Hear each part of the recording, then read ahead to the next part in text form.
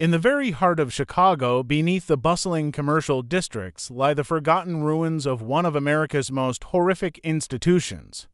From 1825 to 1870, the House of Correction for Women operated under the brutal control of the Blackwood family, claiming to rehabilitate fallen women through Christian discipline. Official records show that 500 women passed through it, but only 150 survived.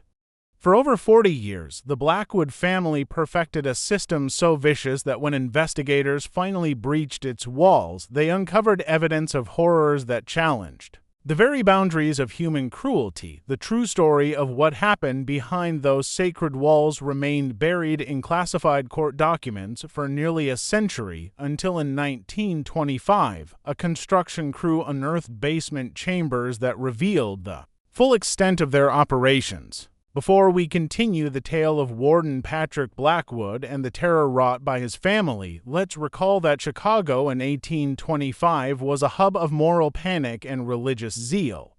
The Second Great Awakening swept across America, leaving behind a society obsessed with sin, redemption, and the purification of souls.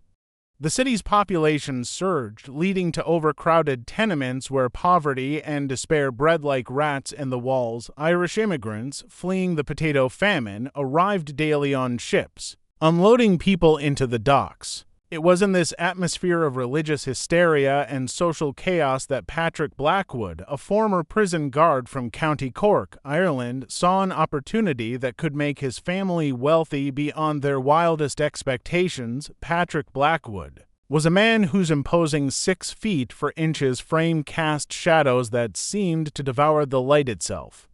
His weathered hands, scarred from years of hard labor in the infamous Kilmainham jail, could snap a woman's wrist with ease. A jagged scar ran from his left ear to the corner of his mouth, a reminder of a desperate prisoner's failed escape attempt, but it was his eyes, pale blue and utterly devoid of warmth, that truly revealed the monster lurking behind his pious facade. When he spoke of God's will, his voice boomed with authority, like a man who believed himself the embodiment of divine judgment. Patrick honed his craft back home, where political prisoners and Irish rebels taught him that every person has a breaking point, and that point can be found by properly combining physical pain and psychological manipulation. His wife, Kathleen Blackwood, serving as a matron in a Boston Irish Quarter workhouse, perfected the art of cruelty disguised as maternal care. A woman of average height but extraordinary charisma, she possessed a unique ability to inflict psychological torment while maintaining an expression of loving concern. Her thin lips curved into a semblance of a smile, but her dark eyes betrayed a satisfaction bordering on sexual at the sight of another woman's humiliation. Kathleen understood. To break a woman's spirit required a delicate touch, too much force, and she'd go mad, becoming useless for their purposes. Too little, and she'd retain hope, making her dangerous. She studied the methods used by the Magdalene Order in Ireland, where fallen women were subjected to deadly labor under the guise of moral rehabilitation, and brought those methods to America, refined by her own twisted imagination.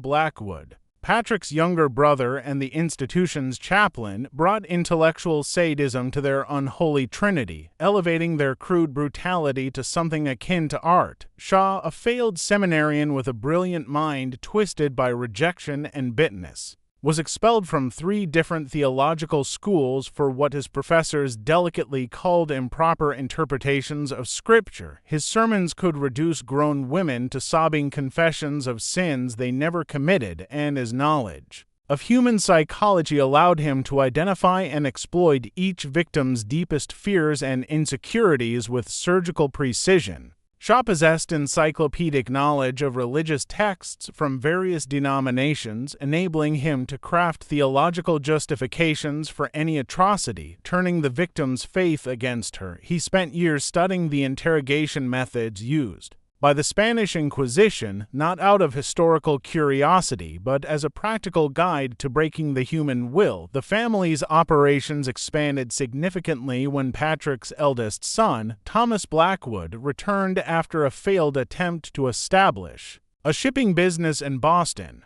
Thomas brought with him a network of corrupt politicians, police officers, and businessmen who became integral to the family enterprise, along with a keen understanding of how money and influence flowed through Chicago's intricate political machine. Unlike his father's crude brutality, Thomas possessed a refined cruelty inherited from Harvard College and exposure to the ruthless business practices of Boston merchants. He understood that true power lay not in violence, but in the systematic destruction of hope, and that the most effective way to control people was to make them complicit in their own degradation. Thomas learned from his business failures that success required diversification and careful risk management. He applied these lessons to the family's criminal enterprise with devastating efficiency.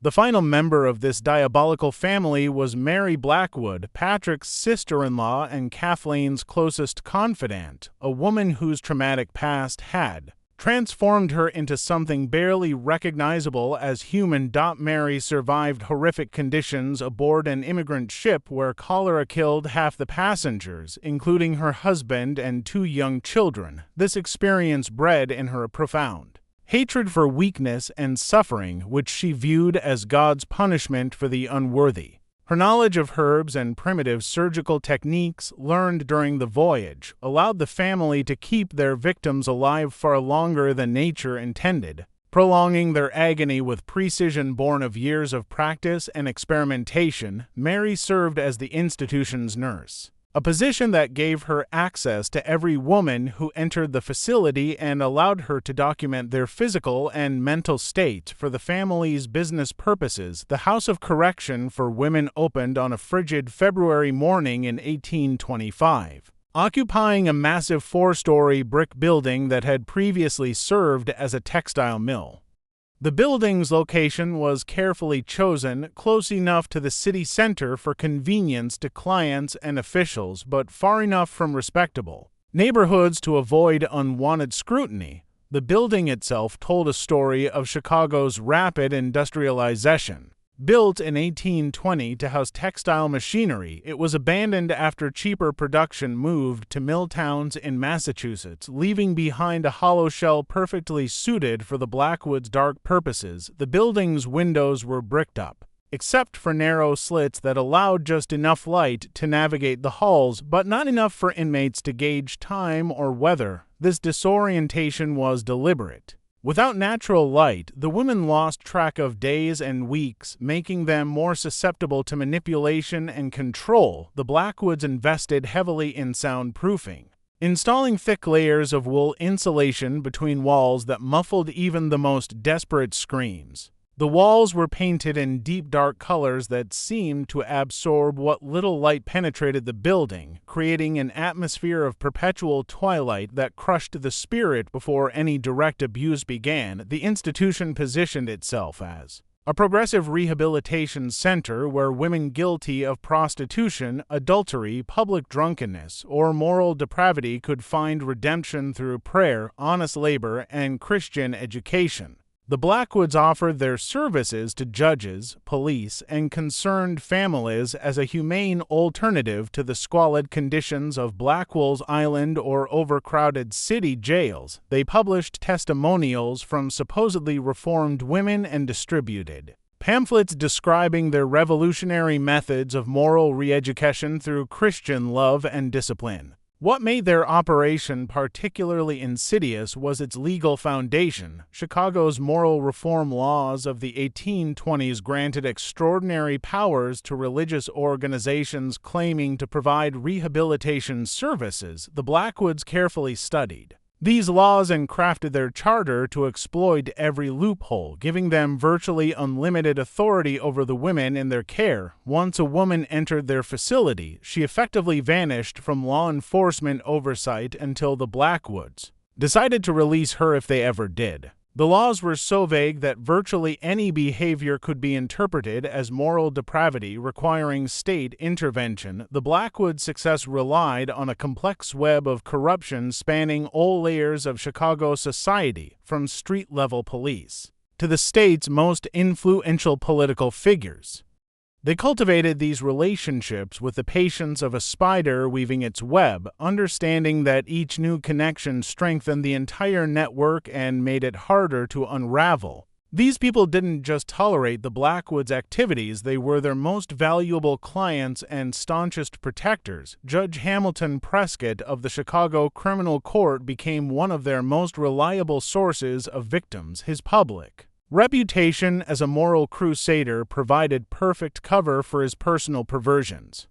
A pillar of the Presbyterian Church and an active proponent of moral reforms, Prescott routinely sentenced young women to incarceration for minor offenses, such as being caught alone with a man after dark or speaking too boldly in public. His courtroom became a hunting ground where attractive young women, especially those without family ties or social standing, found themselves doomed to the Blackwoods' mercy. Court records never revealed that Prescott received detailed reports on each woman's treatment and paid handsomely for private sessions where he could personally observe their rehabilitation. Prescott developed an elaborate system of legal pretexts that allowed him to extend sentences indefinitely, keeping his favorite victims available as long as needed. Police Captain Frederick Dunham controlled the flow of women into the system, selectively enforcing morality laws that were so vague they could be applied to virtually any woman who caught his officers' attention. His constables targeted attractive young women, particularly Irish and German immigrants without family ties or social standing to fight back. Dunham developed a system of fabricated evidence that could turn any woman into a moral criminal. A love letter could become proof of adultery. A glass of wine could become evidence of habitual drunkenness, and a conversation with a male acquaintance could become solicitation. His officers were trained to spot certain types of women, single, poor, foreign-born, or otherwise vulnerable to false accusations. The captain maintained detailed dossiers on potential victims, including their routines, family status, and exploitable weaknesses for use in arrests and prosecutions. The Blackwoods' clientele extended beyond corrupt officials to include some of Chicago's most respected businessmen, physicians, and religious leaders, people whose public morality made their private depravity all the more shocking. Shipping magnate Cornelius Vanderburg took patients every Tuesday evening, paying the equivalent of a laborer's monthly wage for the privilege of consulting with new arrivals.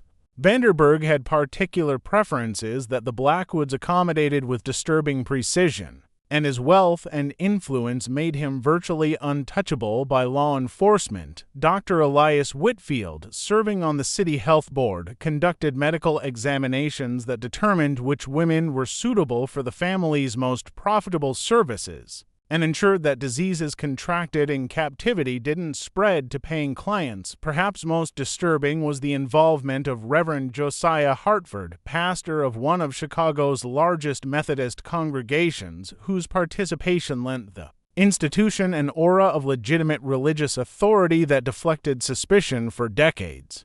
Hartford not only provided theological cover for the Blackwoods' activities, but actively recruited victims from his own flock. Young women who came to him for spiritual guidance on personal troubles were deemed morally corrupt and in need of intensive rehabilitation. Hartford's Sunday sermons often emphasized the dangers of moral decay among young women, creating an atmosphere of suspicion and fear that encouraged his parishioners to identify and report potential victims. His endorsement carried such weight in religious circles that other clergy began referring troubled women to the House of Correction without hesitation. The Blackwoods also corrupted the city's ongoing social reform movements by infiltrating organizations meant to help fallen women. Mary Blackwood sat on the board of the Women's Moral Reform Society, where she identified potential victims among women seeking aid and funneled them to the House of Correction. Her reputation as a compassionate advocate for women's welfare provided perfect cover for her recruitment activities, and her position gave her access to detailed information on vulnerable women throughout the city. The irony was lost on no one but the victims themselves. The very organizations meant to protect them had become hunting grounds for their predators. Thomas Blackwood established financial relationships with banks and investment firms that laundered the family's profits through legitimate business ventures. The Merchants Bank of Chicago, under President Samuel Rothwell, accepted large cash deposits from the institution without question and invested the money in shipping companies, real estate, and government bonds. This financial network not only cleaned dirty money but provided the Blackwoods with legitimate income sources that could withstand scrutiny from tax collectors and investigators. Life inside the House of Correction followed a meticulously designed regimen meant to erode human dignity and resistance. The process began the moment a woman crossed the threshold and continued until she either died or broke so completely that she posed no threat to the operation. New arrivals underwent an intake ritual that served as both humiliation and psychological conditioning, designed to strip them of individuality and prepare them for the horrors ahead. The intake process began in what the Blackwoods called the purification chamber, to windowless room in the building's basement, where newcomers were subjected to a degrading ritual disguised as medical examination and spiritual cleansing. Women were stripped naked and subjected to invasive medical inspections conducted by Mary Blackwood. She claimed to check for signs of disease, but actually documented physical characteristics for the family's client cards. Every detail was recorded: hair color, eye color, distinctive marks, physical defects, estimated age, and prior sexual experience. This information was compiled into detailed profiles distributed to the family's clients, allowing them to select women based on specific preferences. Following the physical exam came what Shaw Blackwood called the spiritual assessment, a psychological interrogation designed to uncover each woman's fears, religious beliefs, family ties, and potential weaknesses. Shaw had developed a profound understanding of human psychology that allowed him to quickly identify the psychological pressure points most effective for each victim. Some women could be controlled through religious guilt, others through threats to family members, and still others through promises of eventual release. His assessments determined not only how each woman would be treated, but also how long she might endure the process. The building's layout was deliberately designed to create psychological disorientation and prevent any sense of familiarity or control. Hallways led to dead ends, staircases went nowhere, and rooms were intentionally mislabeled to hinder inmates from forming mental maps of their surroundings. The Blackwoods understood that confusion and uncertainty were powerful tools for control and invested significant effort in making the building as disorienting as possible. Doors were unmarked, corridors shifted without apparent reason, and lighting was deliberately dim to make navigation difficult and dangerous. Each woman was assigned a number rather than a name, emphasizing their transformation from people to commodities. Their personal belongings were confiscated and burned in a ceremony Patrick Blackwood described as shedding the old sinful self. Even wedding rings and religious jewelry were destroyed, severing the women's psychological ties to their former lives and identities. The burning ceremony was conducted with mock solemnity, with Shaw Blackwood delivering sermons on rebirth and purification, while the women were forced to watch their last connections to the outside world turn to ash. The daily routine was structured to exhaust both body and spirit while generating revenue for the Blackwoods through forced labor. Women were awakened at 4 a.m. for 2 hours of prayer and confession, an exhausting psychological session where they were forced to confess to sins they never committed and beg forgiveness for their innate moral corruption. These morning sessions, led by Shaw Blackwood, were used to reinforce each woman's sense of worthlessness and dependence on the family's mercy. Confessions were recorded and used as evidence of the women's moral depravity, providing legal justification for their continued incarceration. Breakfast consisted of watery gruel made from spoiled grain and stale bread, barely enough to sustain life, but insufficient to maintain strength or health. Malnutrition was another control tool. Hungry, weakened women were less likely to resist or attempt escape, and their deteriorating physical condition made their survival increasingly dependent on their captors. The Blackwoods carefully calculated the minimum food required to keep victims alive and productive, viewing nutrition as another business expense to minimize. Mornings were devoted to grueling labor that generated income for the Blackwoods while leaving the women too exhausted to plot escape. They operated a laundry service contracted to local hotels and businesses, a garment manufacturing operation for retail sale, and a small household goods production line. The work was backbreaking and dangerous, performed on primitive equipment in poorly ventilated rooms filled with harsh chemicals and hazards.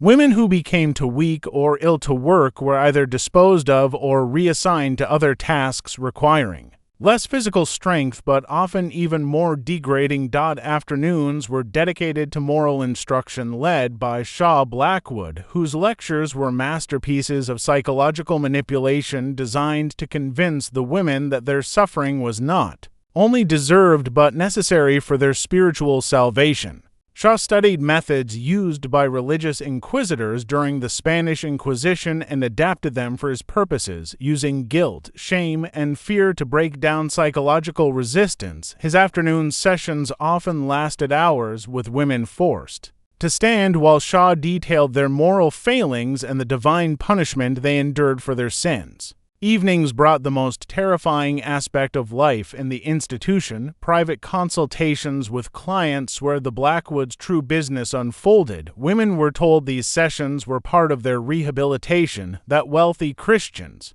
were generously donating their time to provide moral guidance and spiritual direction. The reality was far more sinister than even the most cynical observer could imagine. These sessions, held in specially equipped rooms in the building's basement, served as venues where people were reduced to objects for the gratification of men, whose wealth and social position convinced them that others existed solely for their pleasure.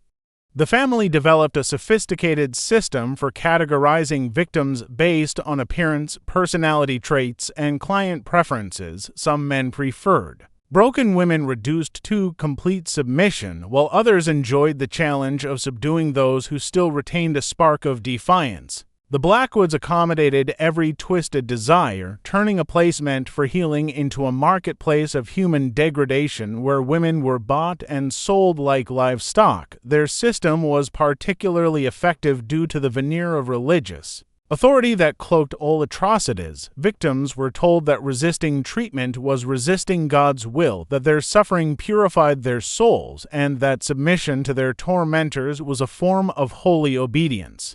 Blackwood's theological expertise allowed him to quote scripture in support of any violence, no matter how perverse, convincing many victims that their torture was somehow sanctified by divine approval. Their accounting system revealed an even more disturbing truth about their operations. The Blackwoods' activities were far more sophisticated than a simple exploitation scheme.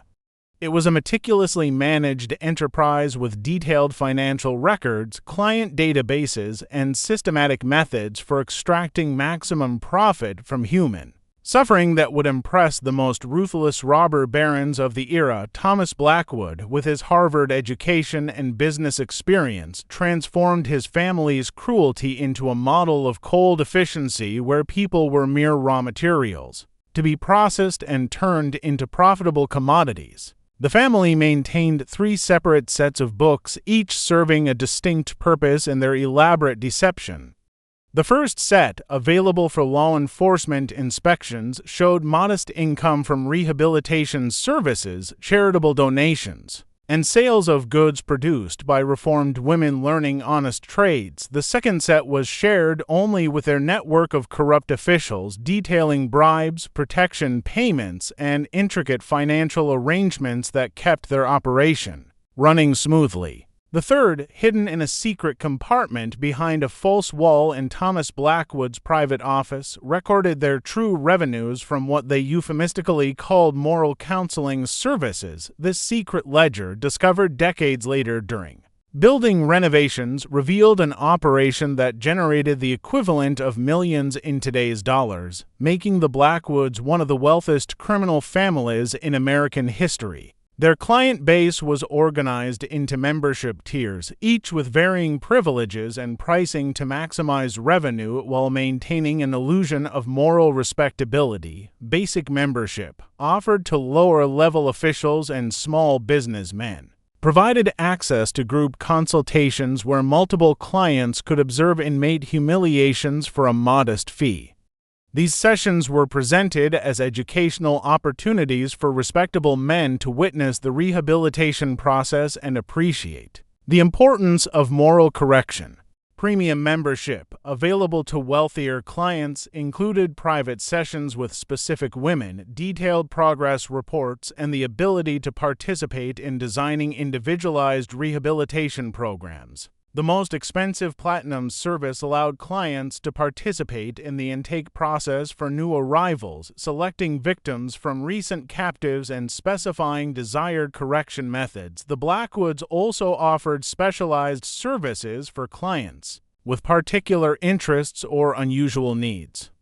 Some men paid extra for participation in mock religious ceremonies conducted by Shah Blackwood, where they could role-play as embodiments of divine judgment, subjecting victims to psychological torment. Others purchased custom torments for women who had rejected them in the outside world, turning the institution into a tool for personal vengeance disguised as moral correction. The family even provided educational packages where clients could observe the full process of breaking a woman's will, from initial intake to final submission, a form of entertainment catering to their curiosity about human suffering. Thomas Blackwood established connections with similar organizations in other cities, creating a network that allowed them to trade women like commodities across state lines. A client board with local offerings could request someone from Philadelphia or Boston, while the Blackwoods could dispose of victims who had become too broken to be profitable by shipping them to partner operations. This interstate trade was disguised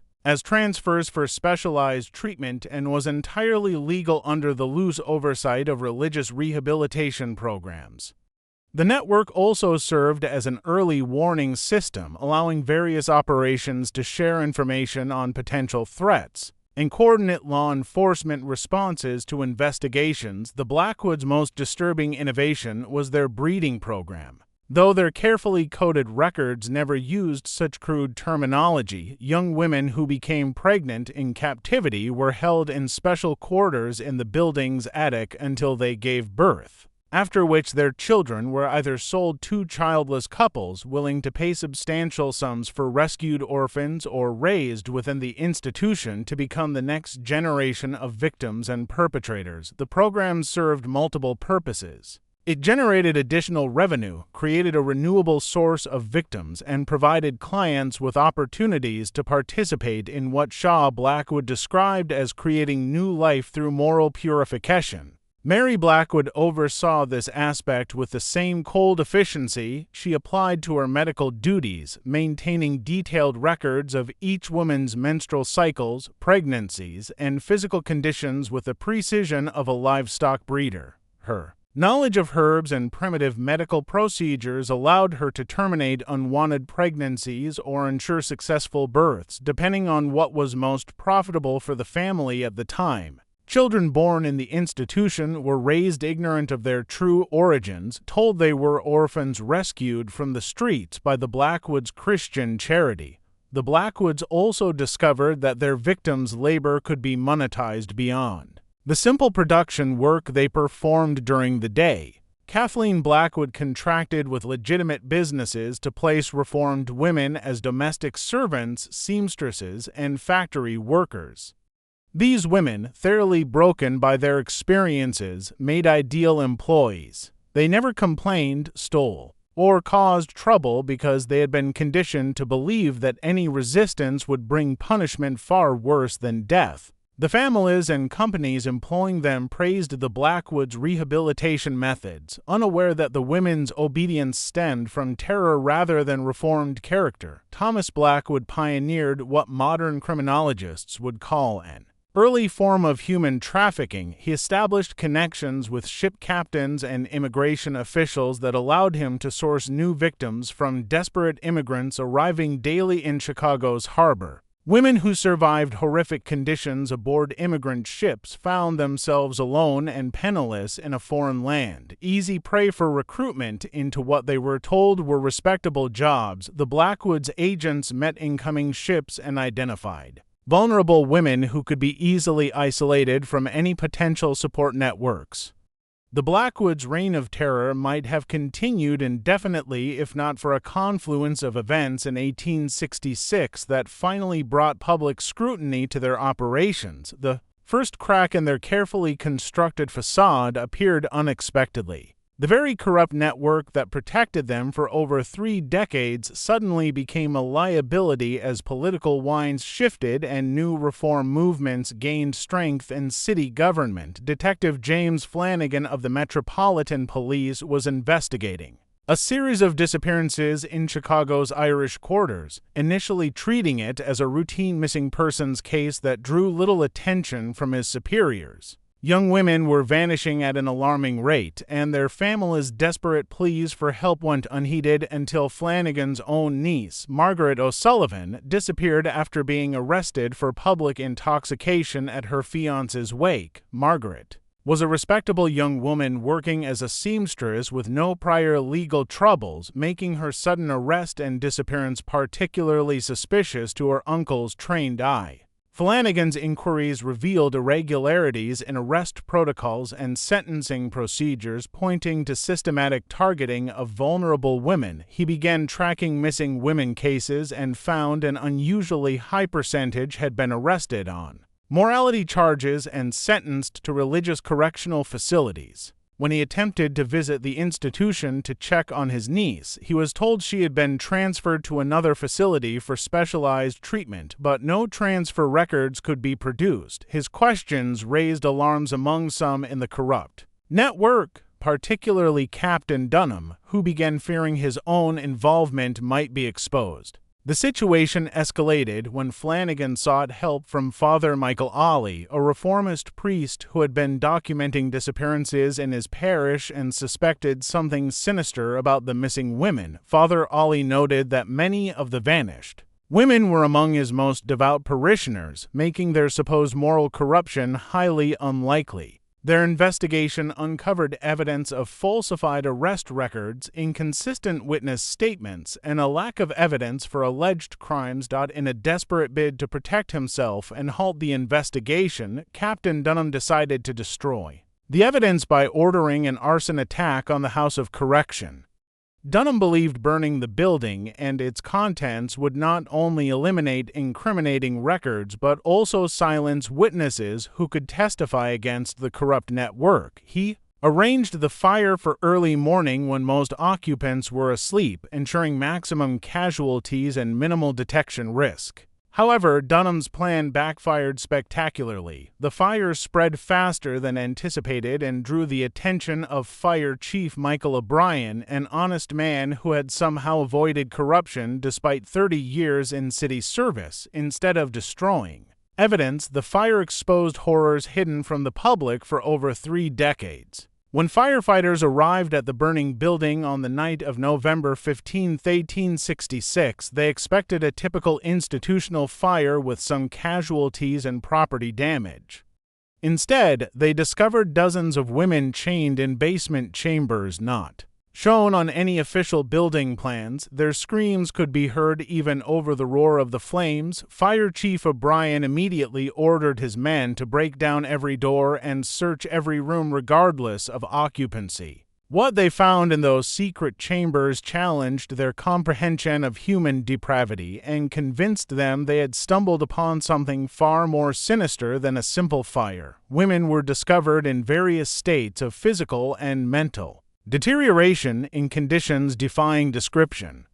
Some had been chained to walls for so long their limbs had atrophied, while others bore marks of systematic torture that had clearly spanned years. The Blackwoods' reaction to the fire revealed the true nature of their enterprise and demonstrated their complete lack of human conscience. Instead of concern for the women trapped in the building, they prioritized destroying documents and evidence that could implicate them. Several firefighters witnessed Thomas Blackwood throwing ledgers and papers into the flames, while Shaw Blackwood attempted to evacuate a group of clients through a secret tunnel connecting the building to a nearby church basement. Their panicked efforts to cover tracks only reinforced the firefighters' suspicions that something profoundly wrong had been occurring in the building. Mary Blackwood's response was perhaps the most revealing and disturbing. When firefighters found her in the basement medical facility, she was methodically poisoning women too injured to move, claiming she was sparing them further suffering. Her matter-of-fact explanation that these women could not be allowed to speak revealed the calculated nature of the family's cruelty and their understanding that what they had done was not only criminal, but so abhorrent that public exposure would bring immediate and severe retribution. News of the fire and the discovery of the Blackwood's victims spread through Chicago like wildfire, sparking public outrage that could not be ignored, suppressed, or excused through the usual channels of political influence and bribery. City newspapers, previously reluctant to investigate the institution due to its religious facade and political connections, suddenly competed fiercely to uncover the most shocking details and identify the prominent citizens involved in the operation. The Herald's investigation, led by veteran crime reporter Samuel Jennings, exposed the extent of the corrupt network that protected the Blackwoods for over 3 decades. Jennings spent weeks tracing financial records, interviewing survivors, and mapping the intricate web of payments and favors that kept the organization running. His series of articles, published over several weeks, detailed bribes, illegal fund transfers, and cover-ups involving the highest levels of city and state power. The exposes implicated judges, police, politicians, businessmen, and religious leaders in a conspiracy so vast and shameless that many readers initially refused to believe it was real. Judge Hamilton Prescott, facing imminent exposure and arrest, was found dead in his chambers just hours before a warrant was issued. An apparent suicide to avoid public disgrace and prosecution, he left behind a detailed suicide note that served as a full confession of his involvement. His note, published in full by the Tribune despite its graphic content, described not only his own crimes but implicated dozens of other officials and clients. Prescott's confession provided investigators with a roadmap of the entire corrupt network and the evidence needed to begin arrests. Captain Frederick Dunham attempted to flee the city with his family but was apprehended at the harbor with a suitcase full of cash and detailed receipts for payments to the Blackwoods. Under intense interrogation, Dunham revealed the full scope of the operation and provided testimony that eventually led to the arrest of over 40 city officials, businessmen, and clergy. His cooperation was motivated not by remorse but by a desperate bid to reduce his sentence, and his detailed knowledge of the corrupt network made him an invaluable witness for the prosecution. The Blackwood family itself proved surprisingly difficult to capture, suggesting they had prepared elaborate escape plans for just such an eventuality. Patrick Blackwood was found dead amid the institution's ruins, apparently killed when a burning beam fell on him while attempting to destroy evidence in the basement. However, the coroner's examination revealed he had been struck on the head with a heavy object before the beam fell, suggesting one of his victims had finally found the courage and opportunity to fight back. The killer's identity was never determined, as several surviving women had injuries consistent with self-defense. Kathleen Blackwood vanished without a trace and was never found despite a massive manhunt spanning multiple states involving federal marshals. Some evidence suggested she assumed a false identity and fled to California, while other reports placed her in Europe with immigrated relatives. Her ability to disappear so completely indicated the Blackwoods had prepared detailed contingency plans, including safe houses and forged documents for discovery. Over the years, several women matching her description were arrested in various cities, but none proved to be the elusive Blackwood matriarch. Shaw Blackwood was captured 3 days after the fire in a New York State monastery where he sought sanctuary from church authorities who initially believed his claims of persecution by anti-Catholic forces. His arrest was complicated by his clerical status and the church's traditional protection of clergy, but the evidence against him was so overwhelming that even the most conservative bishops could not justify sheltering him. At trial, Sh's testimony revealed the elaborate theological rationalizations he had devised for the family's crimes, providing a chilling insight into how religious authority could be twisted to serve the most unholy ends. Thomas Blackwood's arrest was perhaps the most dramatic and significant, as he possessed the detailed business records that would allow prosecutors to unravel the entire scheme and identify all participants. He fled to his Boston contacts and attempted to book passage to Europe. When Detective Flanagan tracked him through a network of informants and colleagues, Thomas had with him a collection of photographs, documents, and ledgers detailing the family's clients and operations from the institution's founding. His capture led to a series of prosecutions spanning multiple states and exposing similar operations in other cities. Mary Blackwood was found in the basement medical facility in an apparent state of complete mental breakdown that rendered her unable to comprehend her situation. She was discovered calmly sitting among the bodies of women she had poisoned, singing lullabies and brushing their hair as if they were still alive. Her trial was brief, as she was clearly incapable of understanding the charges or assisting in her defense. She spent the rest of her life in an insane asylum, where she continued to insist she had helped the women find peaceful redemption and seemed genuinely puzzled by the accusations against her. The trials following the Blackwood exposure became a national sensation, shocking the country and exposing the stunning extent of corruption and moral hypocrisy that allowed these horrors to persist for over 3 decades. The courthouse was packed daily with spectators eager to hear the shocking testimony of survivors and confessions from corrupt officials. As newspaper reporters from across the country flocked to Chicago to cover what many called the crime of the century, the survivors' testimonies painted a picture of horror almost beyond civilized comprehension. Yet the evidence was so irrefutable and compelling that even the most skeptical observers were forced to accept its truth. Women recounted years of systematic abuse, friends vanishing never to return, and being forced into degrading acts presented as religious rites. Their stories revealed the sophisticated psychological techniques the Blackwoods used to break their will and maintain control. Methods combining physical brutality with mental manipulation challenged contemporary understandings of human psychology. Margaret O'Sullivan, Detective Flanagan's niece, was among the fire survivors, and her testimony was particularly compelling as she had been in the institution for less than a year and could still describe the methods used on new arrivals. Her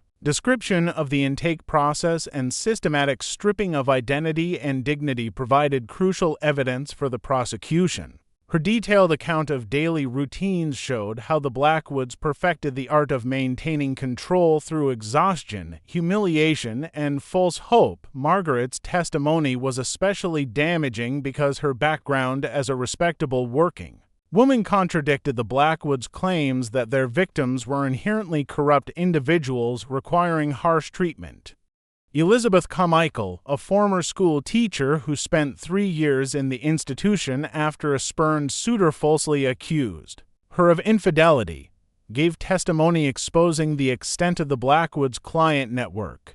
Her education and eloquence made her an ideal witness, and her detailed recollections of client interactions revealed the involvement of prominent citizens who believed their identities were protected by the institution's secrecy. Elizabeth's testimony showed that many clients specifically requested women of certain backgrounds or professions, turning the facility into a catalog of services for those wealthy enough to afford customized degradation. The trial also exposed the complicity of Chicago's social and religious elite in the Blackwoods' crimes, revealing a level of moral decay that shocked even the most jaded observers. Prominent businessmen posing as moral reformers were revealed as regular clients, their names appearing repeatedly in Thomas Blackwood's detailed client ledger. Religious leaders who preached about saving fallen women were shown to have actively participated in their exploitation, using their moral authority to identify and recruit victims for the Blackwoods. The trial of Reverend Josiah Hartford was particularly scandalous due to his prominence in the Methodist community and reputation as a moral crusader. His lawyers attempted to portray him as a well-intentioned pastor deceived by the Blackwoods. False claims of rehabilitation, but the evidence against him was insurmountable. Survivors testified to Hartford's personal participation in their abuse, using his theological knowledge to create elaborate justifications for their suffering. His own journals, seized during arrest, revealed a man who had long abandoned any pretense of Christian morality and viewed his victims as objects created by God for his gratification. The business records seized from Thomas Blackwood demonstrated the financial scale of the operation and revealed connections to similar institutions across the country, exposing a network of exploitation operating under the guise of moral reform. For decades, the records showed the Blackwoods exchanging best practices, trading victims, and coordinating to avoid law enforcement attention with operators in Philadelphia, Boston, New York, and other major cities. This discovery prompted investigations in multiple cities that uncovered similar operations, though none as extensive or systematically cruel as the Blackwoods. The prosecutions were complicated by the fact that many of the Blackwoods' actions were technically legal under the broad powers granted to religious rehabilitation facilities. Prosecutors had to develop new legal theories to address crimes not contemplated by existing statutes, creating precedents that would influence criminal justice for decades. Defense attorneys argued their clients believed they were participating in legitimate rehabilitation efforts, but the overwhelming evidence of systematic cruelty and financial records showing enormous profits from human suffering made such claims untenable. The sentences were as severe as the law allowed, though many observers felt even the harshest punishments were inadequate given the scale and duration of the crimes. Shaw Blackwood was hanged in 1868, maintaining his innocence to the end and claiming his execution was part of a conspiracy against true Christianity. His final statement on the gallows included a lengthy theological defense of his actions and a prediction that history would vindicate his methods of moral correction. Thomas Blackwood was sentenced to life imprisonment and died in Sing Sing prison in 1882, reportedly killed by fellow inmates who learned of his crimes and took justice into their own hands. The corrupt officials who protected the Blackwoods received varying punishments, though many escaped serious consequences through political connections or fleeing before arrest. Judge Prescott's suicide removed one key figure from the corrupt network, while Captain Dunham's cooperation earned him a reduced sentence that many considered too lenient given his pivotal role in supplying victims. The scandal effectively ended the careers of dozens of politicians and judges, though few faced significant criminal penalties beyond dismissal and public disgrace. Several prominent businessmen and religious figures were convicted on lesser charges and received punishments ranging from hefty fines to short prison terms. However, the nature of the evidence against them suggested their involvement was far more extensive than what the courts could prove. The social and political connections that protected these men during their crimes also mitigated their punishment after exposure, demonstrating the enduring power of wealth and influence even in the face of irrefutable evidence of moral corruption. The Blackwood case had far-reaching consequences that extended beyond the criminal prosecutions, fundamentally altering American society's approach to religious institutions, moral reform movements, and the treatment of vulnerable populations. The case exposed fundamental flaws in systems meant to protect women and led to significant reforms in the regulation and oversight of such institutions, while fostering greater skepticism toward moral reform movements and religious authority. In general, Illinois responded to the scandal with a complete overhaul of oversight for religious and charitable organizations, implementing reforms requiring regular inspections, detailed record keeping, and independent oversight boards for all facilities housing vulnerable populations. These reforms, known as the Blackwood Laws, became a model for other states and significantly improved conditions in legitimate institutions while making it far harder for criminal operations to hide behind religious facades the laws mandated. Unannounced inspections by state officials, comprehensive records of all residents and their treatments, and unrestricted access for family members or legal representatives to any resident. The case also influenced the women's rights movement, as activists used the Blackwood's crimes as evidence of systemic oppression and exploitation of women in American society. Survivors who testified at the trials became influential advocates for legal and social reforms to protect other women from similar exploitation. Their stories provided compelling proof of the need for greater rights and social protections for women, demonstrating how women's lack of legal status and social power made them vulnerable to systematic abuse by those in authority. Elizabeth Cady Stanton and other women's rights leaders cited the Blackwood case as a call for legal reforms granting women greater control over their lives and protection from arbitrary incarceration and abuse. The case provided irrefutable evidence that existing legal safeguards for women were inadequate and that the moral reform movement's focus on controlling women's behavior created opportunities for exploitation rather than genuine protection. The building housing the House of Correction was demolished in 1869, with city officials decreeing no structures could be built on the site for at least 50 years as a tribute to the victims and a reminder of the horrors that occurred there. The lot remained vacant until the 1920s, when it was finally converted into a small park dedicated to the memory of the Blackwood's victims.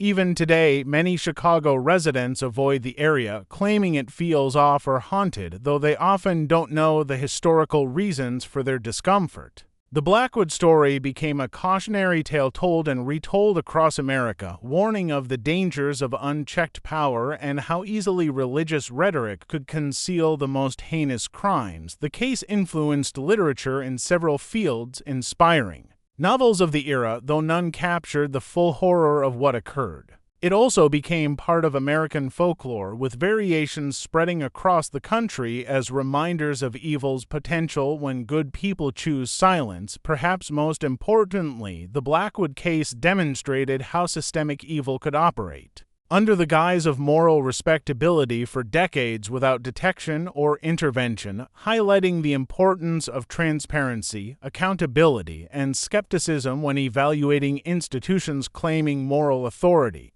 The case showed that the most dangerous criminals were not overt villains, but those who could disguise their cruelty as virtue and weaponize societal institutions against the vulnerable. The investigation also revealed how corruption could permeate an entire system, creating networks of complicity that protected perpetrators and silenced victims. The Blackwoods could not have operated for 33 years without the active participation of dozens of officials and the passive complicity of hundreds more who chose to ignore troubling rumors or question suspicious circumstances. Detective James Flanagan, whose investigation finally exposed the Blackwoods' crimes, was promoted to captain and dedicated the rest of his career to investigating similar cases nationwide. He developed protocols for investigating institutional abuse that are still used by law enforcement today, and his methods helped uncover several other criminal operations masquerading as religious or charitable endeavors. Flanagan's approaches emphasized listening to victim stories, examining financial records, and looking for patterns indicating systemic rather than isolated abuse. Father Michael Ollie, whose documentation of disappearances aided Flanagan's investigation, became a leading advocate for reforms within the Catholic Church and worked to establish safeguards preventing similar abuses in religious institutions. His efforts contributed to stricter oversight procedures and accountability requirements that made it significantly harder to conceal criminal operations behind religious authority. Just when we thought the full horror of the Blackwoods' crimes had been revealed, the discovery of their hidden archives in 1925 uncovered even more disturbing aspects of their operations. If this story terrifies you as much as it does us, be sure to like and share this story with those who appreciate dark historical mysteries. Your engagement helps us continue investigating these forgotten events. In 1925, nearly 60 years after the Blackwood's downfall, workers renovating a building constructed on the site of their former enterprise made a discovery that reopened wounds many hoped had finally healed. Behind a false wall in the former House of Corrections basement, laborers uncovered a hidden archive containing hundreds of documents, photographs, and personal items revealing aspects of the Blackwood's operations not disclosed during the original trials. The hidden archive included detailed psychological profiles of victims, records of experiments documenting various methods of breaking human will, and correspondence with similar organizations across the country and even in Europe, perhaps most disturbing were the photographs, hundreds of images documenting the systematic abuse and degradation of victims over decades.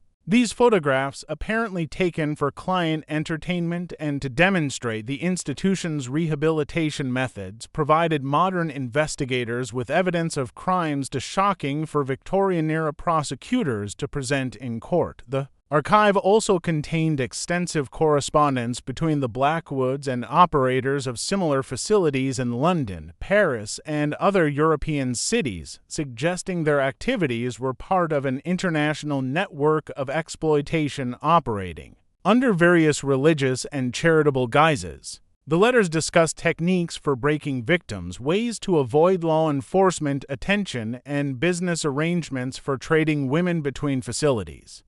This correspondence implies the Blackwood's crimes were not an isolated American phenomenon, but part of a broader system of exploitation affecting charitable and religious organizations throughout the Western world. Among the most chilling finds were Shaw Blackwood's personal journals, shedding light on the theological and philosophical rationalizations he developed for the family's crimes.